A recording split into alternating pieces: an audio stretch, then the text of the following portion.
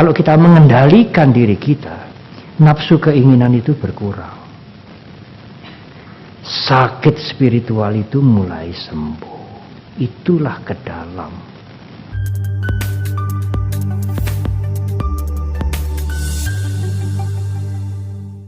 Tadi malam saya sudah mimpi loh. Kamu datang itu bawa Alphard. Waduh, senang sekali saya, enaklah naik itu. Jalannya lubang-lubang tidak terasa. Lalu gimana? Lalu bangun.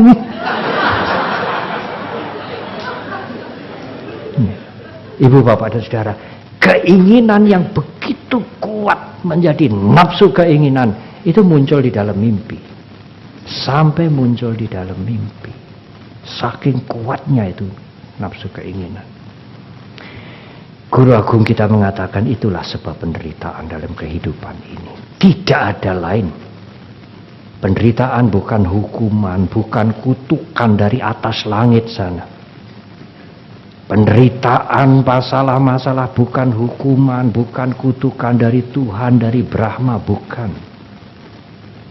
Nafsu keinginan itulah sebab penderitaan. Kalau Anda ingin mengurangi penderitaan, nafsu itu harus dikurangi. Keinginan itu harus diseleksi. Tidak ada jalan lain. Sekarang bagaimana Bante menghadapi nafsu keinginan itu yang tidak mudah untuk dikurangi?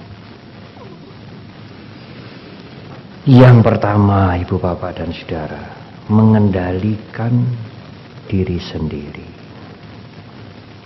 Mengendalikan ucapan, mengendalikan perbuatan. Tidak ada jalan lain.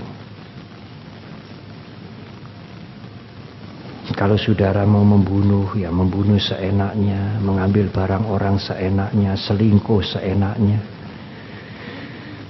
saudara akan menambah penderitaan. Nafsu keinginan semakin berkobar-kobar. Mengendalikan diri sendiri.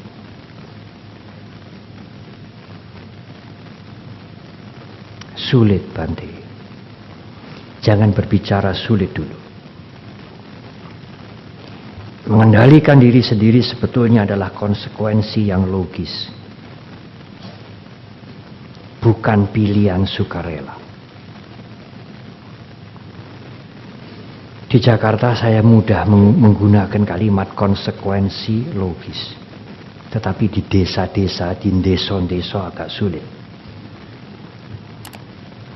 Konsekuensi logis itu ya, logikanya Anda harus mengendalikan diri. Tidak bisa ditawar. Mengapa? Karena kita tidak bisa hidup sendiri. Anda memerlukan keluarga. Kalau tidak berkeluarga, ada ayah, ada ibu, ada saudara. Anda perlu sopir, sopir perlu petani, petani perlu guru, guru perlu dokter, dokter perlu tukang batu perlu pedagang, pedagang perlu pejabat, dan lain-lain. Semuanya interconnected. Sekarang ini baru tren tulisan-tulisan yang mengangkat tema interconnected. Saling berhubungan. Jadi kalau Anda melakukan yang baik, Anda akan share yang baik untuk yang lain. Kalau saya memberikan ceramah ini dengan baik, materinya juga saya pikirkan dengan baik, Anda mendapat manfaat. Kalau Anda melakukan yang buruk, Anda juga share keburukan pada yang lain. Aku gentle, kalau aku berbuat buruk, aku tanggung jawab, Bante. Tidak bisa, saudara. Akibat keburukan itu bukan hanya saudara sendiri yang akan kena. Orang lain akan menjadi korban. Istri, anak, suami, yang lain.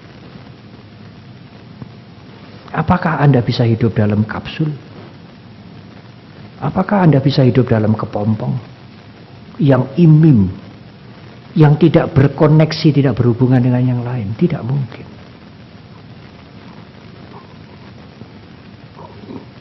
Ada air 1 gelas di depan saya ini. Saya tidak bisa menyediakan air ini sendiri.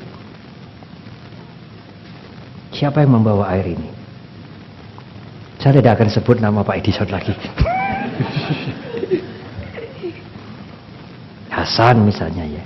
Ini jasanya Hasan. Tetapi apakah hanya Hasan yang berjasa membawa air ini yang bisa saya minum? Siapa yang membuat air itu? Hasan kan hanya menuangkan di gelas ini. Berapa banyak orang yang membuat air itu layak diminum? Apalagi yang membuat gelasnya ini. Kalau ada airnya tidak ada gelasnya, apa ditaruh di tangan begini? Nanti gelasnya ini kan dibuat oleh banyak orang di pabrik. Oh ya, berapa banyak orang yang terlibat dalam membuat gelas ini untuk menampung air ini sehingga saya layak meminum. Saya dibantu oleh berapa banyak orang. Nanti mesin yang untuk membuat gelas ini, kan bukan pekerjaan tangan kan? Ini ada mesinnya, iya. Lah yang membuat mesin itu Bante, lebih banyak lagi saudara. Yang membuat mesin untuk membuat gelas ini lebih banyak lagi.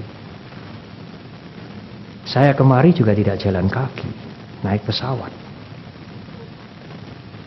Ada pilotnya, ada stewardessnya, ada yang mengoperasikan pesawat. Berapa banyak orang yang membantu saya. Lah yang membuat pesawat Bante, lebih banyak lagi yang membuat pesawat. Kalau tidak ada yang membuat pesawat, ya tidak ada pesawat yang terbentuk. Kalau tidak ada yang mengoperasikan pesawat, meskipun kami punya uang, kami tidak bisa naik pesawat. Kalau pilot-pilot mogok semua bagaimana? Saya harus naik kereta api, harus naik bis. Kita didukung oleh banyak jasa dari banyak orang.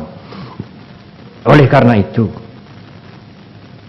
tidak ada pilihan lain untuk mengendalikan diri kita, supaya kita tidak mencelakai yang lain,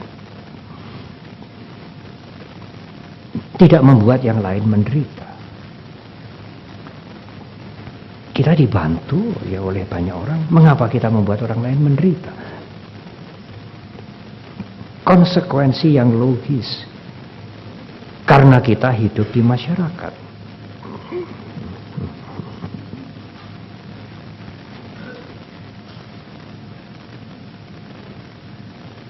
Di luar negeri, ibu bapak dan saudara, tertentu ya, negara-negara yang sudah maju,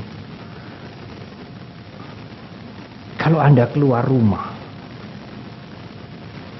itu Anda harus berpikir, saya ini hidup di tengah-tengah orang banyak. Saya harus berperilaku yang tidak menyulitkan orang banyak. Begitu Anda keluar rumah. Kita di sini banyak menuntut.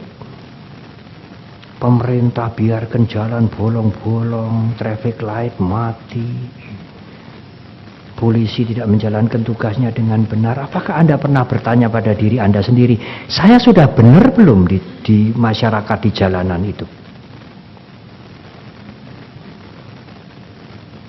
Nanti naik kereta api atau naik pesawat, sudah naik kursi-kursi, lorongnya itu kecil.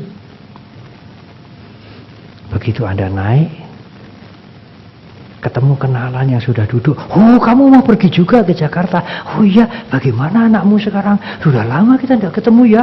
Oh iya, bagaimana kamu ada di mana sekarang? Enaknya dia ngobrol. Yang menunggu di belakang kita banyak sekali sampai ke bawah.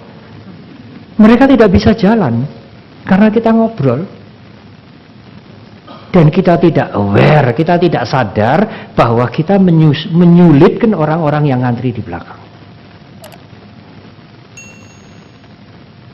Tidak ada niat menyulitkan orang lain, tetapi sembrono. Kita tidak menyadari bahwa kita hidup di masyarakat. Apakah kita tidak menyulitkan mereka? Nanti orang yang di belakang kita, Pak, maaf Pak, yang ngantri di belakang banyak, Nanti dulu toh. Dia tidak merasa bersalah. Malah tidak senang diperingatkan seperti itu. Nanti kalau kita tidak dikeluar ya, kita di rumah kita sendiri bagaimana? Anda tidak bisa hidup sendiri. Di rumah ada istri, ada anak, ada pembantu. Mau tidak mau kita harus mengendalikan diri, tidak menyulitkan mereka. Ada yang kelewat cerdik. Bante, kalau kita satu hari tutup kamar, tidak kontak dengan yang lain, kan kita tidak menyulitkan yang lain toh, Bante. Tutup kamar, kunci, tidak kontak dengan yang lain. Hari ini saya tidak mau menyulitkan yang lain. Belum tentu. Istrinya gedor-gedor, anaknya gedor-gedor, pipi, papa, keluar makan, diam saja. SMS tidak dijawab, telepon tidak nyambung. Mereka gelisah toh. Kenapa? Ayah dari pagi tidak keluar, tidak mau makan. Jangan-jangan kolaps, jangan-jangan sudah mati. Bersembunyi di dalam kamar, dikunci sendirian juga akan menimbulkan dampak yang buruk kepada orang lain. Kalau saudara ingin mengurangi nafsu keinginan saudara, cara yang paling mudah adalah mengendalikan perilaku saudara. Mari kita mengendalikan perilaku kita sendiri, ucapan kita, perbuatan kita, tidak merugikan yang lain.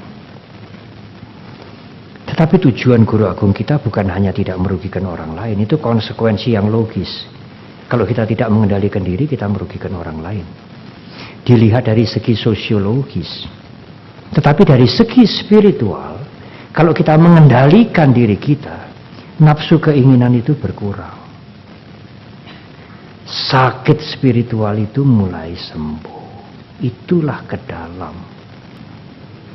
Kalau yang saya uraikan tadi, konsekuensi logis itu dampak keluar. Secara sosiologis begitulah kalau Anda tidak mau mengendalikan perilaku Anda. Tetapi guru agung kita lebih menekankan kepada bagaimana menyembuhkan penyakit spiritual dengan mengendalikan diri. Karena dengan mengendalikan diri, mau tidak mau, keinginan itu harus dikurangi. Kalau Anda tidak mengurangi keinginan, perilaku Anda akan merugikan yang lain.